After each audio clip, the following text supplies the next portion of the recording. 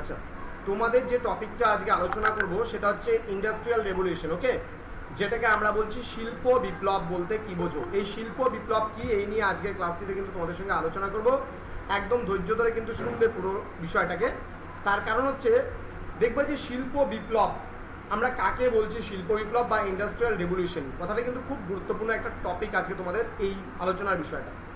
দেখো, অষ্টাদশ শতাব্দীর একেবারে দ্বিতীয় ভাগে যদি দেখি, প্রথমে ইংল্যান্ডে এবং ইউরোপের অন্যান্য দেশে এই শিল্প বিপ্লবটা কিন্তু অনুভূত হয়েছিল এবং শিল্পের ক্ষেত্রে যে অভাবনীয় পরিবর্তন বা উন্নতি সাধন হয়েছিল, এটাকে আমরা বলছি শিল্প বিপ্লব। অর্থাৎ কি বলেছে যে এখানে কি হয়, শিল্প বিপ্লবে কিন্তু ওই হাতে গোনা কিছুর মাধ্যমে কিন্তু ইন্ডাস্ট্রি ডেভেলপমেন্ট ঘটে না। এখানে কি হয়, এখানে যন্ত্রের দ্বারা বৃহৎ আকারে একটা উৎপাদন হয়, তাহলে আমরা শিল্প বিপ্লব বলি। যেমন একটা সময় আমাদের ভারতবর্ষে মানে সুতির যে শিল্প, যেটাকে মানে তোমার হচ্ছে তাঁতের শিল্প বলা হয়, এই তাঁত ব্যাপক চাহিদা ছিল বিদেশের বাজারে। কিন্তু যখন ইংল্যান্ডের শিল্প বিপ্লব ঘটে গেল এবং ভারত কাঁচামাল সরবরাহকারী দেশে পরিণত হলো, তারপর থেকে কিন্তু আমরা বলতে পারি যে আমাদের বিশেষ করে ভারতে যে অবশিল্পায়ন ঘটেছিল সেটা পরবর্তী বিষয় চলে আসবে। কিন্তু যেহেতু আমরা এখানে ইউরোপের ইতিহাস পড়ব এবং ইউরোপের ইতিবৃত্ত পড়ব, তাহলে সেখানে আমরা লক্ষ্য করতে পারি কি, আমরা লক্ষ্য করতে পারবো নির্দ্বিধায় আমরা লক্ষ্য করতে পারবো যে শিল্প বিপ্লব আমরা কাকে বলছি। শিল্প বিপ্লব আমরা তাকে বলছি অষ্টাদশ শতকের দ্বিতীয় ভাগে প্রথমত কি বললাম, ইংল্যান্ডে এবং পরে ইউরোপের অন্যান্য দেশে শিল্প বিপ্লবের উৎপাদনের শিল্পের উৎপাদনের ক্ষেত্রে বা শিল্পদ্রব্যের উৎপাদনের ক্ষেত্রে যে ব্যাপক পরিবর্তন ঘটে, সেটাকেই বলা হয় কিন্তু শিল্প বিপ্লব। এবার এই শিল্প বিপ্লব কথাটি প্রথম যে ব্যবহার করেছিল তার নাম হচ্ছে অগাস্ট ব্লাঙ্কি। অগাস্ট ব্লাঙ্কি 1837 খ্রিস্টাব্দে এই সর্বপ্রথম তিনি কিন্তু শিল্প বিপ্লব কথাটি ব্যবহার করেছিলেন। ওকে, তো এবার পরবর্তীকালে এই নামটিকে জনপ্রিয় করে তুলেছিলেন বা এই নামটি প্রয়োগ করেছিলেন কিন্তু ঐতিহাসিক আর্নল্ড টয়েনবি। হ্যাঁ, এবং তারপর থেকেই কিন্তু এই শিল্প বিপ্লব কথাটির ব্যাপক ব্যবহার বা ব্যাপকভাবে প্রয়োগ কিন্তু শুরু হয়েছিল, আমরা এটা জানি।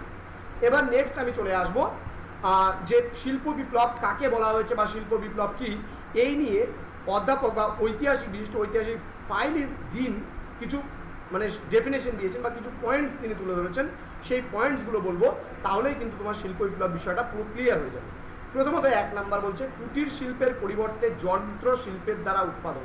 আমি আবারও বলছি, কুটির শিল্পের পরিবর্তে যন্ত্র শিল্পের দ্বারা উৎপাদন করাটাকে আমরা বলতে পারি যে শিল্প বিপ্লব। তার মানে কি, একটা সময় যেমন ধূপকাঠি হাতে করা হয়, কিন্তু কোনো ধূপকাঠির কোম্পানি কিন্তু আবার কি করে, এটাকে হাতে না করে এটা মেশিনের দ্বারা করে।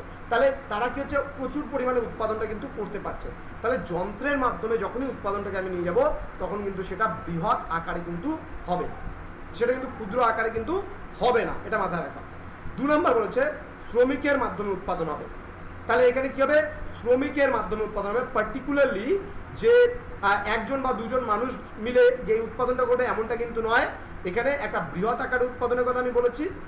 এবং এটা কি হবে, এটা যন্ত্রের দ্বারা উৎপাদন হবে এবং তার সাথে সাথে আমি যেটা বলেছি সেটা কিন্তু শ্রমিকের মাধ্যমে উৎপাদন হবে। 2 নম্বর পয়েন্ট। 3 নম্বর পয়েন্ট তিনি বলেছেন যে উৎপাদিত দ্রব্যাদি বিক্রয় করে প্রচুর পরিমাণে একটা মুনাফা লাভের কিন্তু আকাঙ্ক্ষা কিন্তু এখানে থাকবে। বোঝা গেল। নেক্সট যেটা বলেছে সেটা হচ্ছে 4 নম্বর বলেছে যে উৎপাদিত দ্রব্যাদি বিক্রয়ের জন্য উপযুক্ত বাজার গঠন করতে হবে। উৎপাদিত যে দ্রব্য সামগ্রী আছে সেটাকে করার জন্য, ছড়ানোর জন্য কিন্তু একটা বাজারও কিন্তু তৈরি করতে হবে বা বাজারও কিন্তু গঠন করতে হবে। নেক্সট বলেছে 5 নম্বর যেটা বলেছে মূলধন সংগ্রহের জন্য ঋণ ব্যবস্থা। মূলধন সংগ্রহের জন্য কিন্তু ঋণ ব্যবস্থাও করতে হবে, অর্থাৎ বিশাল পরিমাণে বা বিশেষ পরিমাণে কিন্তু ঋণ গ্রহণ কিন্তু করতে হবে। বোঝা গেল। নেক্সট যেটা বলেছে নতুন নতুন যন্ত্রপাতির আবিষ্কার এবং বাষ্প শক্তির ব্যবহার এখানে হবে। নতুন নতুন যন্ত্রপাতির আবিষ্কার এবং বাষ্প শক্তির কিন্তু ব্যবহারও কিন্তু এখানে হবে।